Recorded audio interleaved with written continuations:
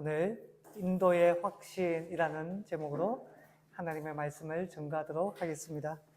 오늘 5대 확신 중 마지막 하나님께서 우리를 인도하신다는 인도의 확신에 대한 말씀을 나누려고 합니다. 여절한 천재 싱어송라이터 유재하 씨의 가리워진 길이라는 노래가 있습니다. 오래전 노래인데도 지금도 그 노래를 들으면 마음이 찡한 그런 감동이 있습니다. 가사가 이렇습니다. 보일 듯 말 듯 가물거리는 안개 속의 사인 길, 잡힐 듯 말 듯 멀어져 가는 무지개와 같은 길, 그 어디에서 날 기다리는지 둘러보아도 찾을 수 없네. 그대여 힘이 되주어 나에게 주어진 길 찾을 수 있도록 그대여 길을 터주어 가리워진 나의 길. 이런 노래입니다. 길을 알지 못하는 청춘의 방황과 길을 찾고 싶은 그 간절함이 마음에 절실하게 와닿는 그런 노래라고 하겠습니다. 제가 부교육자 시절에 하나님 나를 어디로 인도하시겠습니까? 라는 마음에 많이 부르기도 하고 듣기도 하고 그랬던 노래이기도 합니다. 사랑하는 여러분, 우리가 걷는 길에 대한 확신이 있다면, 이 길이 맞다, 이 방향이 옳다라는 그런 확신이 있다면 조금 느려도 장애물이 있어도 심지어 위험한 길이라 할지라도 용기 내어 발걸음을 내디딜 수 있을 것입니다. 그렇지 않습니까? 그런데 제일 힘든 것은 과연 이 길이 맞을까? 과연 이 길이 옳을까?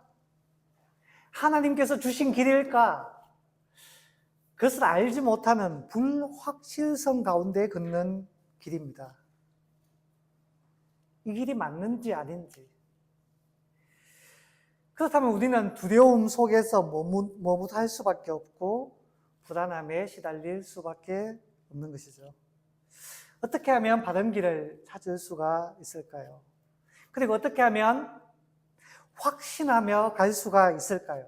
오늘 본문은 그것에 대해서 우리에게 가르쳐 줍니다.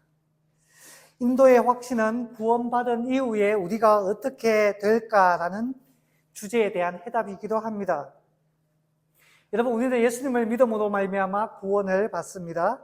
하나님의 자녀가 되고 하나님 나라의 백성이 되었습니다. 우리의 신분이 달라졌습니다. 그렇다면 이제 우리는 어떻게 살아야 할까요? 오늘 잠언 3장 5절에서 6절 말씀, 5절 말씀을 한 번 더 읽어볼까요? 시작. 너는 마음을 다하여 여호와를 신뢰하고 내 명철을 의지하지 말라. 자, 뭐라고 말합니까? 여호와를 신뢰하고 그리고 내 명철을 의지하지 말라라고 이야기합니다. 우리가 하나님을 신뢰하기 위해서 우리가 의지하지 말아야 할 것들이 있습니다. 여기서 우상 숭배하는 분들은 없을 거니까 하나님 의지하기 위해서 의지하지 말아야 될 것. 첫 번째, 사람을 의지하지 말아야 합니다. 사람을. 시편 146편 3절과 4절 말씀에 이런 말이 있습니다. 귀인들을 의지하지 말며 도울 힘이 없는 인생도 의지하지 말지니 그의 호흡이 끊어지면 흙으로 돌아가서 그날에 그의 생각이 소멸하리로다. 인간은 유한한 존재이라는 겁니다. 영원하지가 않아요. 사람 입에서 나오는 말은 진리가 아닙니다. 한계가 있습니다. 대단하게 보이는 귀인들도 의지하지 말라라고 이야기해요. 귀인들, 유명한 사람들, 힘있고 권세 있는 사람들, 똑똑한 사람들, 전문가들 참고할 수 있어요. 그러나 의지하지 말라라고 이야기합니다. 그리고 시인은 말합니다. 하나님께 도움을 구하고 하나님께 소망을 두는 자가 복이 있다 라고 이야기를 합니다. 사람들 의지하지 말라는 거예요. 그 다음에 무엇을 의지하지 말라고요? 네 명철을 의지하지 말라. 이사야 55장 8절에서 9절에 이런 말씀이 있습니다. 유명하죠?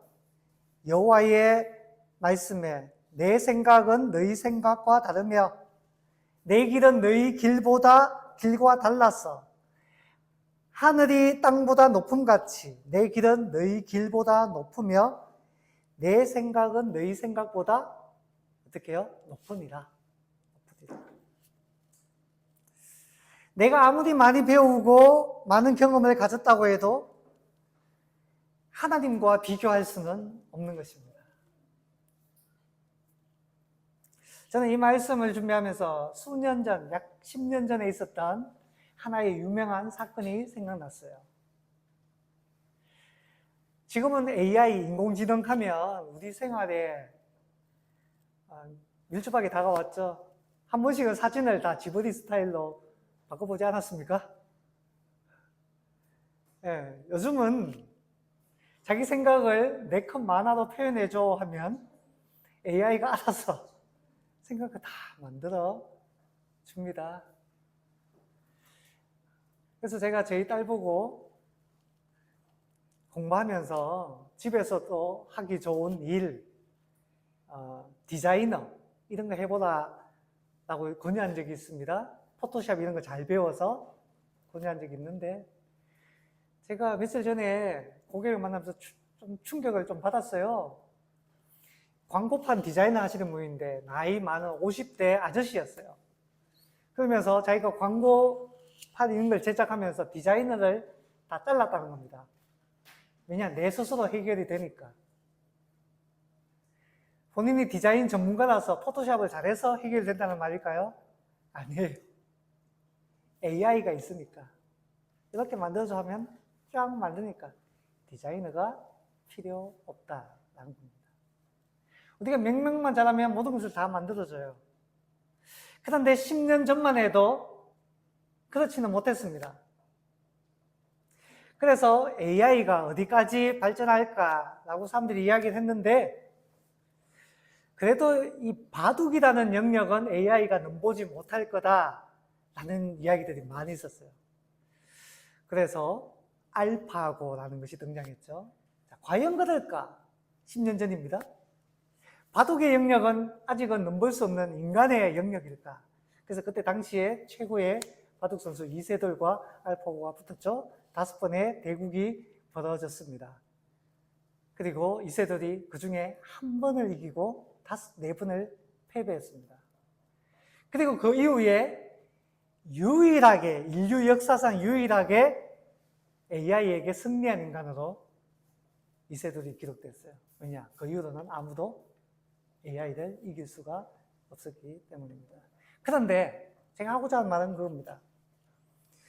자, 이세돌 씨와 AI가 대국을 벌이는데 지금까지 바둑 기사들이 한 번도 생각하지 못한 곳에다가 돌을 두더라는 겁니다. 저기에 돌을 준다고? 인류가 만들어 놓은 기보에 의하면 저기에 돌을 주는 거는 버리는 돌이다 라고 생각했던 그런 곳에 돌을 주는 거예요. 그런데 누가 이겼다고요? 알파고가.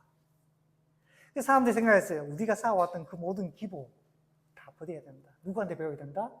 알파고한테 배워야 한다. 바둑의 역사가 달라져 버린 것입니다. 하나님도 마찬가지입니다. 인류가 지금까지 쌓은 지식이 있어요. 방법이 있습니다. 경험이 있어요. 정립한 학문이 있습니다. 여기에 우리의 인생을 딱 두면 나의 집을 지을 수가 있고 내가 승리할 수 있고 앞으로 나아갈 수 있다라고 생각하지만 때로는 하나님은 말씀하세요. 참고만 해라. 아니다 라고 하십니다. 하나님께도 말씀하세요. 터무니없는 곳에 길이 있다라고 말씀하십니다.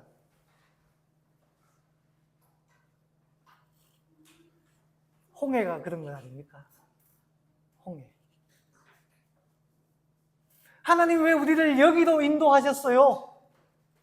바다가 가로막고 있잖아요. 어떻게 하라고요? 여기 어디 길이 있습니까?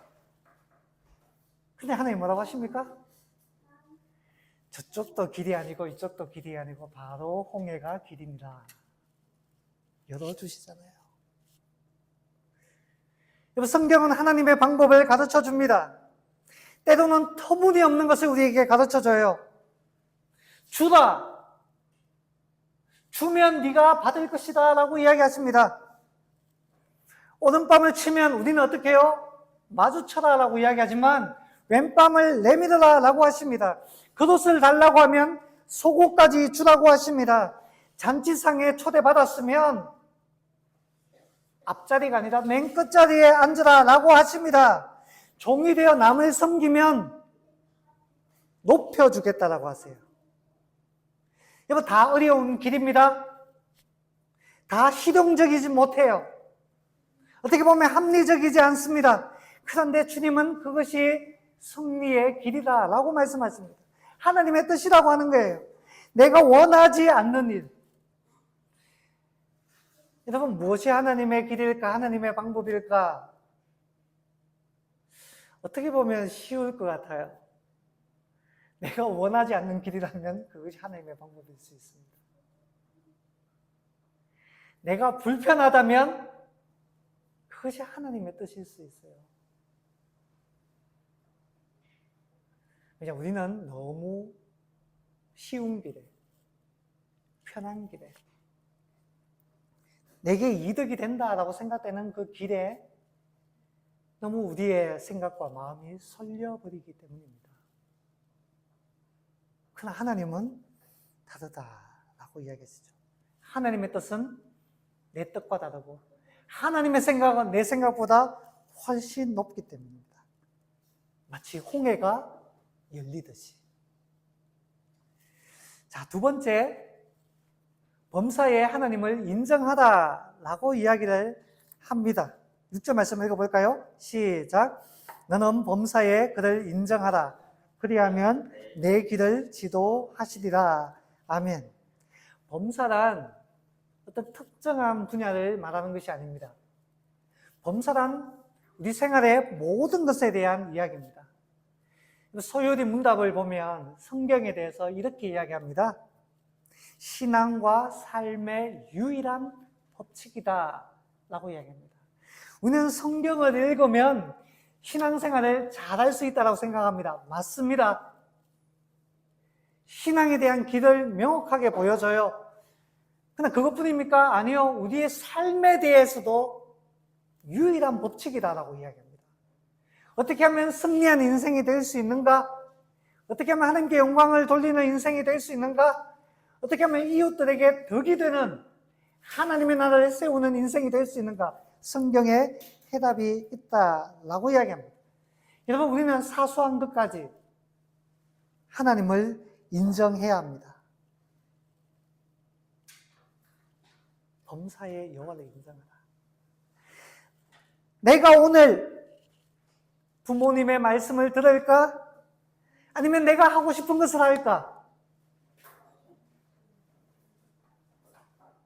그런 것조차도 하나님을 인정하라라는 것입니다. 물론 어떤 문제에 대해서는 하나님께서 명확하게 말씀하지 않는 부분들도 있습니다. 성경이 세상의 모든 일에 대해서 명확한 선명한 답을 주지는 않습니다. 그렇게 하려면 성경의 두께가 너무 두꺼워지죠. 읽을 수가 없겠죠. 그렇지만 하나님의 뜻이 무엇인가 크게 어렵지는 않습니다. 이렇게 생각해 보세요. 맥스 루케이도라는 저자는 이런 책을 썼습니다. 예수님이라면 어떻게 하셨을까? 예수님이라면 어떻게 하셨을까? 그것이 우리가 하나님을 인정하는 거 아닙니까?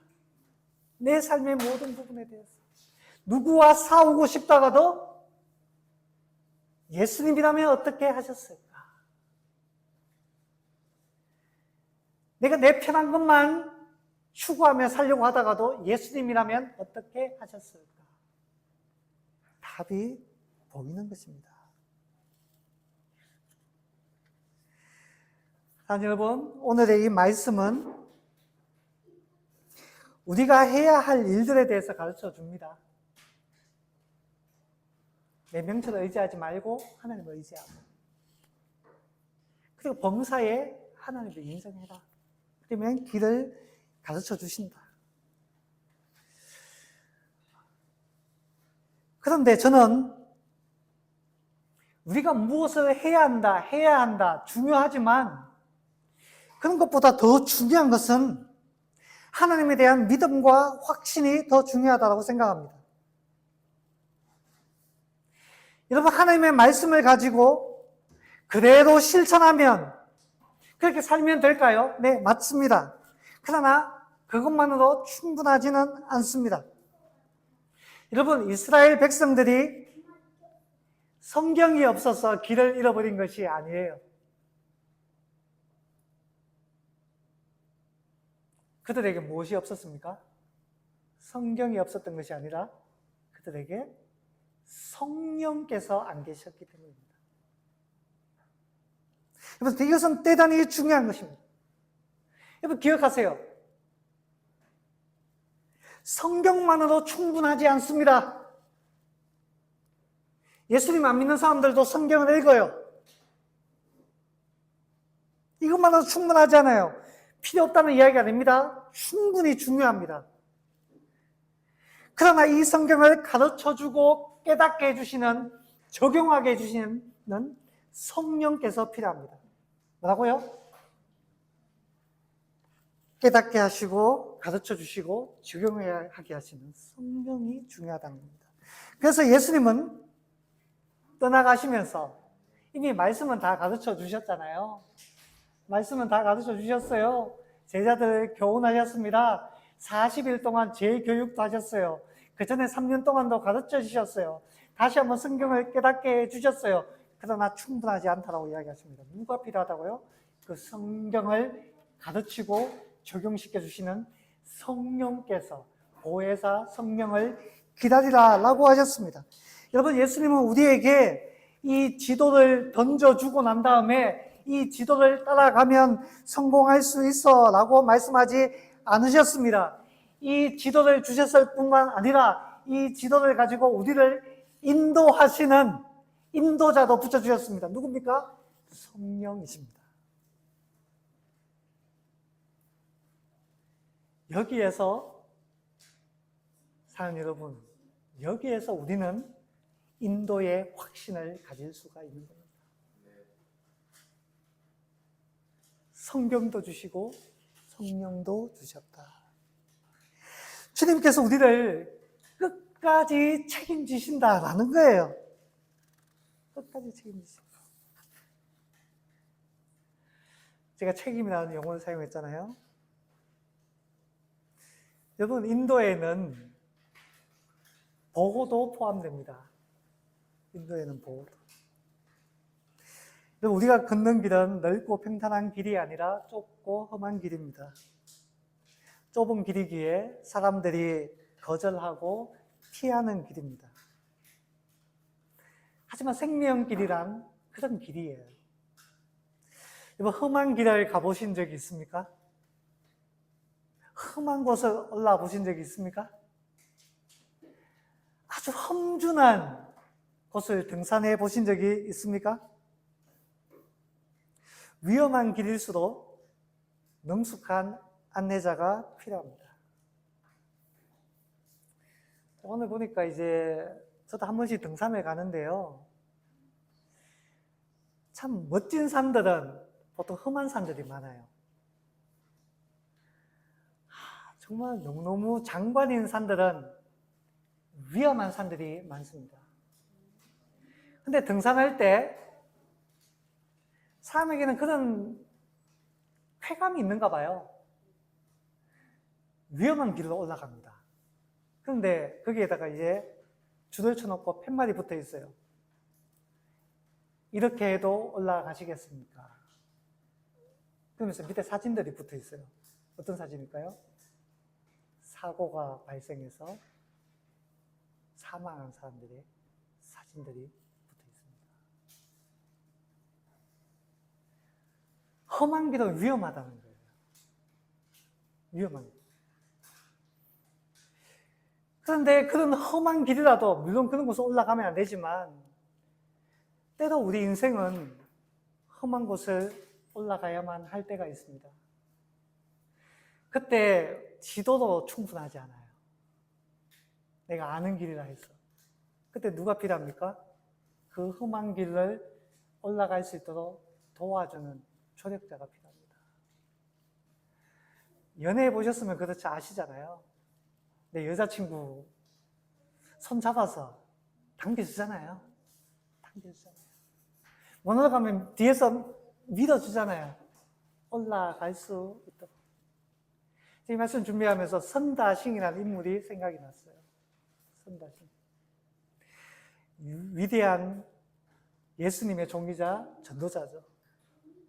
그가 험준한, 눈 덮인 험준한 산맥을 넘어야만 했습니다. 겨울철에 그 길은 죽음의 길과도 같았어요. 그러나 복음을 들고 그것을 넘어야 되는데 동료와 같이 그 길을 넘다가 저 눈밭에 쓰러진 사람을 발견하게 되었어요. 동료는 이야기합니다. 이 산은 우리 혼자도 넘기 힘드니까 버려두고 넘자라고 이야기했는데 선다싱은 버려둘 수 없다라고 생각했어요. 그래서 그는 홀로 그 사람을 업어서 그 산을 넘습니다. 근데 그 산을 넘는데 앞서갔던 동료가 저 앞에 쓰러져서 얼어 죽어 있는 겁니다. 그 산은 어떤 산입니까? 혼자서는 넘을 수가 없는 산이에요. 누군가가 나를 잡아주고 일으켜주고 도와줘야 넘을 수 있는 산입니다. 선다싱은 사람을 둘러매었지만 그 사람을 업음으로 말미암아 서로가 서로의 체온에 의지해서 그 산을 넘게 되었습니다. 혼자서는 넘을 수가 없는 거예요. 제가 하고자 하는 말은 무엇입니까? 우리 인생을 가다 보면 험준한 산을 만나게 됩니다. 그때 우리에게는 인도자가 있다는 거예요. 우리를 지켜주는 존재가 있다는 겁니다. 우리를 보호하는 존재가 있다는 겁니다. 그래서 때로는 우리를 업어준다는 거예요. 누가요? 하나님께서 그렇게 하시는 것입니다. 출애굽한 이스라엘 백성들을 보세요. 하나님은 홍해 길로 인도하셨습니다. 바다가 가로막고 있는 험난한 길이었어요. 바로의 군대가 텅비까지 쫓아왔습니다. 하나님은 어떻게 보호하셨습니까? 불기둥으로 보호해 주셨죠. 홍해를 갈라 길을 열어주셨고 바로의 군대를 그 홍해를 닫아 원수를 멸하셨습니다. 하나님은 광야에서 만나와 메추라기를 주셨습니다. 오아시스를 예비하셨고 바위에서 샘이 솟아나게 하셨습니다. 도적대가 쳐들어오자 주님께서 친히 싸우셔서 모세와 아론이 손들고 기도하니까 주님께서 이기게 하시잖아요. 그 광야를 통과하는 동안 이스라엘 백성들이 그렇게 고백했죠. 의복과 신발이 헤어지지 않았다. 심지어 독수리가 날개 치며 새끼를 업어서 보호하듯이 이스라엘 백성들을 업어 광야를 통과하게 하셨다라고 했습니다. 끝끝내 약속의 땅으로 이끄시지 않습니까? 하나님의 인도에는 하나님의 보호도 포함되어 있습니다. 한 가지만 더 이야기할게요. 하나님 인도에는 보호가 있는데 하나님께서 우리를 보호하신다라는 것, 이것이 중요한 이유가 있습니다. 왜냐? 우리를 성장시킨다라는 것입니다. 제가 이제 칼럼에 쓴 내용이 있어요. 스포터라는 조력자가 있습니다. 체조 훈련장에서 선수들을 보호하는 그런 사람을 말합니다. 체조 경기를 보신 적 있나요? 철봉이나 이런 데 보면 옆에 서 있는 사람이 있어요. 서 있는 사람이 있는데 그것을 연습할 때, 어린 선수들이 연습할 때도 가까이에서 서 있는 사람이 있습니다. 뭐 태권도장이나 합기도장이나 이런 데 가서 할 때도 반드시 관장님이나 코치가 있습니다. 저희 집 아이들도 어렸을 때에 수년간 합기도장을 다녔습니다. 스스로 몸을 보호하는 호신술을 익혔으면 좋겠다라는 생각에서 보냈는데 아이들이 다 낙법을 잘 취합니다. 심지어 하나, 둘, 몇 명까지 넘어봤습니까? 한 7명까지 넘어봤죠? 엎드려 있으면 붕 나갔어. 6명까지 넘어봤습니까? 그때가 중학생 때였으니까 6명까지 붕 날아서 낙법을 취해서 넘고 뭐 이런 것도 잘했어요. 그래서 매년 발표회를 하면 관장님이 이야기했습니다. 오늘 윤하가 박수를 제일 많이 받을 거예요. 아니나 다를까. 붕 날고 공중 앞돌기를 취하고 하니까 정말 그곳에 모여있는 수많은 사람들이 다 학부모들 아니겠습니까? 우대호 같은 박수를 보냈어요. 그런데 저희 아이들은 그렇게 낙법을 잘 취했는데 저는 그 낙법을 배우지를 못했습니다. 왜냐? 저도 그런 것을 배우는 곳에 있었거든요. 도장은 아닌데 그런 동아리에 있었어요. 동아리에서 이야기합니다. 낙법 어렵지 않다. 이렇게 해서 이렇게 몸을 굴리면 그냥 자동으로 굴러간다. 괜찮다. 해봐라. 라고 이야기했는데 저는 겁이 나서 목이 부러질까 싶어서 끝끝내 배우지를 못했어요. 끝내. 만약에 제가 물어봤어요. 윤아가 그것을 배울 때 어떻게 배울 수 있었느냐? 관장님이 잡아줘요. 만약에 제가 그것을 낙법 취할 때 저를 잡아서 이렇게 해주는 누군가 서포터라고 이야기하죠. 그 사람이 있었다면 저도 배울 수 있었을 거예요. 체조 경기를 보면 철봉 같은데 보면 어린 선수들이 공중을 몇 바퀴 도는데 때도 머리가 땅으로 떨어집니다. 그때 그 서포터란 분이 전직 체조 선수였던 것 같아요. 기가 막히게 잡아줘서 머리가 다치지 않도록 도와줘요. 평균대 같은데 허리가 먼저 떨어져서 허리 다칠 위험이 있으면 기가 막히게 손을 뻗어서 혹은 안전한 스펀지 같은 걸 뻗어서 그 어린 친구들이 다치지 않도록, 그래서 안전하게 기술을 배울 수 있도록 도와줍니다. 서포터라고 이야기를 합니다. 그런 사람들의 보호 덕분에 아무리 위험한 동작이라도 어린 선수들이 과감하게 도전할 수 있는 겁니다. 내가 이것을 도전해도 관장님이, 코치께서 나를 보호해 줄 거야. 두려움 없이 도전하고 기술을 익히고 훌륭한 선수로 성장하게 되는 것입니다. 여러분, 말씀을 정리합니다.